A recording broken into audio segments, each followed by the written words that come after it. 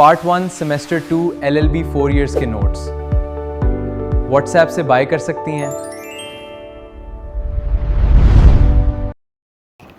कज़ाफ़ एक काफ़ी important topic है क्रिमिनल लॉ का।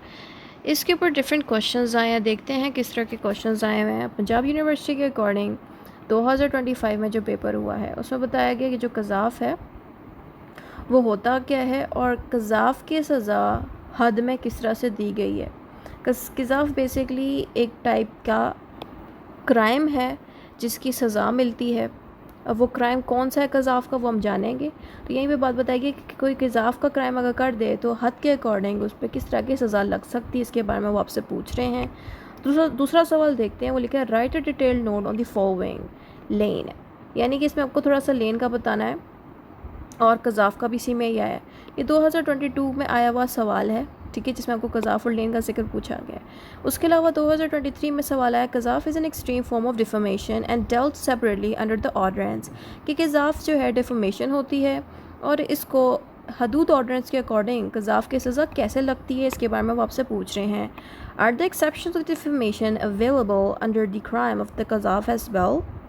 फिर वो आपसे ये पूछ रहे हैं कि किसाफ़ के बारे में डिफमेशन, मतलब किसाफ़ को इंग्लिश में डिफमेशन कहते हैं। तो अगर किसाफ़ हो गया, किसी पर्सन से किसाफ़ हो जाए तो ऐसे पर्सन को किस तरह की सज़ा लगेगी, ये सारा वो आपसे पूछ रहे हैं और इसका सवाल 2023 में है। अब हम किसाफ़ को बहुत डिटेल से समझते हैं कि किसाफ़ है क्या और इसका मीनिंग क्या है, इसके बारे में कौन सा सेक्शन में बताया गया, वो सारा अब हम जानेंगे। इंट्रोडक्शन में ये लिखा है कि किसाफ़ means falsely accusing a person of जिना। किसाफ़ का मतलब है किसी इंसान की इज़्ज़त ख़राब करना। ये बिल्कुल सेम डिफमेशन जैसा ही है, लेकिन किसाफ़ में क्या होता है कि हम नॉर्मली किसी पे इल्ज़ामात लगा रहे हैं जिना की, मतलब किसी पे जिना के इल्ज़ामात लगाना, इसको कज़ाफ़ कहते हैं, ठीक है। लेकिन अब वो जिना के जो इल्ज़ामात लगाए जा रहे हैं वो झूठे हैं, ठीक है। अगर सच्चे इल्ज़ामात लग रहे हैं तो फिर वो किसाफ़ की कैटेगरी में बात नहीं आती। लेकिन अगर आप किसी की इज़्ज़त ख़राब करने के लिए उस पर झूठे इल्ज़ाम लगा रहे हो, वो भी ज़िना के, नाउज़ुबिल्लाह, जो कि बहुत बुरे इल्ज़ामात हैं, तो ये कज़ाफ़ होता है, कज़ाफ़ की सज़ा होती है, ठीक है। फिर आपने बताना it is a serious offence because it damages a person's honour and reputation, कि कज़ाफ़ की सज़ा काफ़ी बुरी होती है, सीरियस होती है, क्योंकि इससे क्या होता है कि इंसान की इज़्ज़त और रेपुटेशन ख़राब होती है। द एक्यूज़ पर्सन, जिस पे इल्ज़ामात लगाए जा रहे हैं, उसको कहा जाता है मकज़ूफ़ and the accuser is called the काज़िफ़। कह रहे हैं कि जिस पे इल्ज़ामात लगाए जा रहे हैं झूठे ज़िना के, उसको मकज़ूफ़ कहते हैं, और जो इल्ज़ाम लगाने का काम कर रहा है उसको काज़िफ़ कहते हैं, यानी कि जो झूठे इल्ज़ाम लगा रहा है उसको हम काज़िफ़ कहेंगे।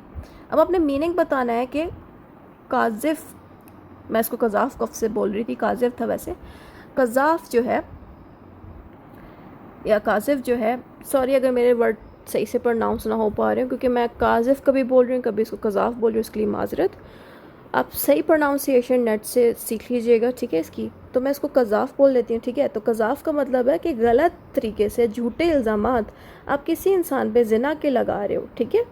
अब वो ज़िना के इल्ज़ाम आप किस तरह लगाते हो, जिसमें आप वर्ड्स के थ्रू भी बोल सकते हो, यानी कि मुंह से भी बोल सकते हो, लिख के भी बोल सकते हो, साइन करके भी इल्ज़ामात लगा सकते हो, कुछ भी किसी भी शक्ल में इल्ज़ामात लगाने का कोई तरीका बताया है यहाँ पे, ठीक है। अब आपने बताना है कि कज़ाफ़ का लॉ के अंडर किस तरह से मतलब है। आपने बताना है कि लॉ के अंदर कज़ाफ़ के बारे में सेक्शन 3 से लेके 11 तक मौजूद है। अब ये कौन से सेक्शन है, ये आपको पीपीसी में नहीं आएंगे। अब तक आपको जितनी भी मेरी क्रिमिनल लॉ की वीडियो दिखी उसमें सारे सेक्शंस मैंने पीपीसी के डाले हैं, यानी कि पाकिस्तान पेनल कोड के। यहाँ पे जो आपने यूज़ करना है, आप यूज़ करना है इन्फोर्समेंट ऑफ हदूद ऑर्डर्स 1979, यानी कि जो इन्फोर्समेंट ऑफ हदूद ऑर्डर्स हैं जो 1979 में बनाया गया था, इसके सेक्शन 3 से लेके 11 तक आपको तमाम पनिशमेंट कज़ाफ़ की मिलेगी, ठीक है। अब आता है व्हेन कज़ाफ़ इज़ कमिटेड, कि कज़ाफ़ कब कमिट किया जाता है। अ पर्सन एक्यूजेज अनदर जिना, यहाँ पे ये कह रहे हैं कि एक पर्सन जो है दूसरे बंदे को जिना के इल्ज़ामात में फंसा रहा है, कि इस बंदे ने जिना किया है, झूठे इल्ज़ामात लगा रहे हैं उस पर, यानी कि एलिगेशन, झूठे इल्ज़ामात लगाए जा रहे हैं। The accusation is clear and intentional, यानी कि जिस बंदे ने इल्ज़ामात लगाए हैं उसकी बात क्लियरली बताई गई है कि हाँ इसने जो है इल्ज़ाम लगाया, ठीक है, और जानबूझ के इल्ज़ाम लगाया, किसी की इज़्ज़त ख़राब करने के लिए जानबूझ के उस बंदे ने जिना के झूठे इल्ज़ामात लगाए हैं। It is made verbally, writing और बाय एनी मीन्स, कि ये जो इल्ज़ामात हैं ये मुंह से बोल के लगाए हैं, लिख के लगाए हैं या किसी भी ज़रिए लगाए हों। It harms the reputation of the person, और इससे क्या नुकसान हो रहा है कि उस बंदे की इज़्ज़त ख़राब हो रही है जिस पे आप इल्ज़ामात लगा रहे हैं। अब हम पढ़ने लगे हैं कज़ाफ़ लायबल टू हद। ठीक है, कज़ाफ़ लायबल टू हद का मतलब यह है कि कज़ाफ़ वो क्राइम है, वो गलत हरकत है जो इंसान करते हैं, यानी कि क्राइम किस तरह से कज़ाफ़ कि हम किसी की इज़्ज़त अगर ख़राब करें तो ज़ाहिर ये कज़ाफ़ की कैटेगरी में आता है। इसकी बेस्ट एग्जांपल डिफमेशन है। डिफमेशन की अगर आपने मेरी वीडियो नहीं देखी, यहाँ टॉप पे उसका लिंक लगा देती हूँ, लाजमी देख लीजिएगा। डिफमेशन का उर्दू में मतलब बनता है किसी की इज़्ज़त को ख़राब करना। ठीक है, कज़ाफ़ भी डिफमेशन जैसी ही एक चीज़ है, एक कैटेगरी है, लेकिन कज़ाफ़ में क्या हो रहा है, सिर्फ़ और सिर्फ एक इंसान की इज़्ज़त इस तरह से ख़राब की जा रही है कि उस पर ज़िना के इल्ज़ामात लगाए जा रहे हैं। डिफॉर्मेशन में ये चीज़ नहीं है, डिफॉर्मेशन में ज़िना के भी इल्ज़ामात लगते हैं, डिफॉर्मेशन में किसी भी किस्म के इल्ज़ामात लगाए जा सकते हैं एक बंदे पे कि ये अपनी बीवी को मारता है, ये बद किरदार है, ये है, ऐसा है तो वैसा है। लेकिन कज़ाफ़ में सिर्फ़ और सिर्फ इस चीज़ का क्राइम किया जाता है कि एक बंदा जो है किसी की इज़्ज़त ख़राब करने के लिए उस पर ज़िना के इल्ज़ामात झूठे लगा देता है कि ये बंदा जो है इसने जो है ज़िना किया है ताकि उसकी इज़्ज़त ख़राब हो। तो ऐसा बंदा जो कि कज़ाफ़ करता है उसको हद के अकॉर्डिंग सज़ा मिलती है। हद की वीडियो आप लाजमी देख लीजिएगा, उसका लिंक यहाँ पे लगा दिया है। अब आप सोच रहे होंगे सारे कि हद का जिक्र क्यों इसमें किया गया। देखिए, कज़ाफ़ के बारे में ऑलरेडी कुरान पाक में और सुन्ना में मौजूद है, तो जिन पनिशमेंट्स का जिक्र कुरान और सुन्ना में पहले से मौजूद है उसको कहते हैं हद की पनिशमेंट्स। तो कज़ाफ़ की तमाम पनिशमेंट उस बंदे को हद के अकॉर्डिंग मिलेंगी, यानी कि अल्लाह ताला ने कुरान पाक में सज़ा लिख दी है उन लोगों की जो कज़ाफ़ करते हैं। ठीक है, तो कज़ाफ़ के बारे में क्लियरली एक चीज़ होनी चाहिए कि जो इल्ज़ामात लगे हैं ज़िना के वो झूठे हों। देखो, अगर वो इल्ज़ामात सच्चे हैं तो फिर उस बंदे पे कोई सज़ा नहीं लगने लगी, लेकिन जो बंदा इल्ज़ामात लगा रहा है वो झूठे इल्ज़ामात लगा रहा है तो फिर तो उसको हद के अकॉर्डिंग सज़ा मिलेगी, और उसके पास कोई प्रूफ ना हो इस बात का कि उस बंदे ने ज़िना किया है और उसके इल्ज़ामात झूठे भी हों, और जिस पे वो इल्ज़ामात लगा रहे हैं वो बंदा ज़नी तौर पे ठीक हो, यानी कि जो बंदा इल्ज़ामात लगा रहा है ना वो ख़ुद ज़हनी तौर पे ठीक हो, पागल ना हो, एज भी उसकी मतलब ठीक हो, मतलब एक 18 साल से ऊपर का बंदा हो जो ज़हनी तौर पे भी ठीक हो, वो अगर इल्ज़ामात इस तरह के लगा रहा है ना, फिर ऐसे बंदे को हद के अकॉर्डिंग सज़ा मिलेगी। जो झूठे इल्ज़ाम लगाए, जो प्रूफ भी ना दे पाए, जिसकी एज भी ठीक ठाक हो, यानी कि उसमें इतनी समझ हो कि उसको पता हो कि वो क्या कर रहा है। अब प्रूफ की बात आती है, तो प्रूफ में यहाँ पे बताया गया है कि जो ऑफेंडर है, जो ये क्राइम कर रहा है, वो खुद कन्फेस करे। कन्फेस का मतलब है गवाही, मतलब अपनी बात बता दे कि मैंने जो है कज़ाफ़ किया है, मैंने झूठ बोला है, इस बंदे ने ज़िना तो नहीं किया बट मैं इसको जानबूझ के ज़िना के इल्ज़ामात में फंसा रहा हूँ क्योंकि मुझे इससे बदला लेना था।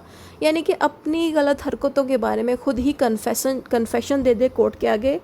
Testimony of 2 adult Muslim male witnesses, और अगर ये ऑफेंडर जो है 2 मेल विटनेसेस को ना पेश कर पाया, यानी कि ये जो क्रिमिनल है अगर किसी बंदे को इस इल्ज़ाम में फंसाना चाहता है कि इसने ज़िना किया है, तो वो 2 मेल विटनेसेस को अगर नहीं लेके आ सका जो कि गवाही दें अल्लाह ताला की किताब पे हाथ रख के, कुरान पे हाथ रख के, तो फिर इसको ज़ाहिर सज़ा तो मिलेगी ही। ज़ाहिर कोई गवाही क्यों देगा, अल्लाह ताला से क्यों कोई इंसान जो है इस तरह से झूठी गवाही देने के लिए कोई आगे आएगा। कोई भी बंदा, मुझे नहीं लगता जिसमें इतनी हिम्मत होगी कि वो अल्लाह ताला के सामने आके इतना बड़ा झूठ के ऊपर जो है गवाही दे। ठीक है, तो कोई भी इतने आराम से गवाही झूठी नहीं देता, वो भी कुरान पाक पे हाथ रख के। तो इसीलिए अगर इस तरह का कोई गवाहान इसके पास ना हो जो विटनेस दे सके, जवाब दे सके कि जिस पे ये इल्ज़ामात लगा रहा है वो बंदा वाकई में क्राइम करता है कि नहीं, तो नहीं अगर पेश कर सका तो ज़ाहिर है इस बंदे को, इस क्रिमिनल को सज़ा मिलेगी, ये पकड़ा जाएगा क्योंकि इसके पास कोई प्रूफ ही मौजूद नहीं है। अच्छा, अब हम आते हैं पनिशमेंट पे। ऐसे बंदे को कुरान के अकॉर्डिंग 80 लैशेज़ होंगे। लैशेज़ मीन्स कि इसकी कमर पे रस्सी के साथ उसको ज़ोर ज़ोर से मारा जाएगा। जैसे होता है ना पुराने ज़माने में एक रस्सी से ज़ोर ज़ोर से एक बंदे को मारा जाता है, ठीक है, तो इसी तरह इसको लैशेज़ कहते हैं। तो 80 दफ़ा इसको लैशेज़ पड़ेंगी ऐसे बंदे को जो कि किसी पे झूठे इल्ज़ामात लगाएगा ज़िना के। The offender becomes ineligible as a witness in the future, और ऐसे बंदे को जो इल्ज़ामात लगा रहा है झूठे ज़िना के, तो ऐसे बंदे को फ्यूचर में किसी भी विटनेस के केस में नहीं लाया जाएगा। होता है ना कि फ़लाँ बंदा विटनेस बन सकता है, फ़लाँ बंदा विटनेस बन सकता है, ऐसे बंदे को जो कि पास्ट में किसी पे झूठे इल्ज़ाम लगा चुका हो, उसको आप फ्यूचर में एज अ विटनेस किसी भी केस में नहीं ला सकते, क्योंकि ज़ाहिर है जो पास्ट में अगर झूठ बोल सकते तो वो फ्यूचर में भी बोल सकेगा। ये इसकी सज़ा होती है, पनिशमेंट। फिर आता है कज़ाफ़ लायबल टू ताज़ीर। अब ताज़ीर का कॉन्सेप्ट मैंने आपको बता दूँ। ताज़ीर का मतलब है ऐसी पनिशमेंट्स जो जजेस अपनी अक्ल के मुताबिक डिसाइड करें कि इस बंदे ने कज़ाफ़ किया है तो उसको पनिशमेंट कौन सी इस पर लगेगी। तो आपने इसमें ये लिखना है, व्हेन स्ट्रिक्ट कंडीशंस ऑफ हद are not fulfilled it becomes ताज़ीर। यहाँ भी ये कह रहे हैं कि हद के अकॉर्डिंग जो कज़ाफ़ की सज़ा लगनी चाहिए वो नहीं लग पा रही किसी भी कंडीशन की वजह से, तो वहाँ क्या करते हैं कि जजेस अपनी समझ के मुताबिक ताज़ीर अप्लाई करते हैं। यानी कि जहाँ हद अप्लाई होना होगा वहाँ अगर हद नहीं अप्लाई हो सकता किसी भी रीज़न की वजह से, तो ताज़ीर को यूज़ किया जाएगा। ताज़ीर का मतलब है अपनी समझ और नकल के मुताबिक जजेस फ़ैसला लेंगे। अगर ताज़ीर यूज़ करेंगे तो जजेस क्या करेंगे, 2 साल की जेल में डलवा सकेंगे उस बंदे को, और 40 साल की लैशेस करवाएंगे, यानी कि 40 कोड़े पड़वाएंगे उस बंदे को जो झूठे इल्ज़ाम लगा रहा है, और फ़ाइन भी देना पड़ेगा। ये ताज़ीर की मदद से जजेस डिसाइड करेंगे कि इस बंदे को सज़ा कैसे देनी है। Exception and defences. Defence available in general defamation not fully applicable, however कज़ाफ़ में नॉट अप्लाई। अब हम एक्सेप्शंस पढ़ने लगे हैं कि कोई बंदा अगर कज़ाफ़ कर देता है तो वो अपने आप को कैसे बचा सकता है। बचाने का तरीका ये है कि एक्यूजेशन इज़ प्रूवन ट्रू, कि जो इल्ज़ाम उसने लगाए थे वो सच्चे हों, यानी कि वाकई में जो ज़िना के उसने इल्ज़ाम लगाए हैं वो सच हो, उसमें कोई झूठ ना हो, तो ये बंदा बच जाएगा।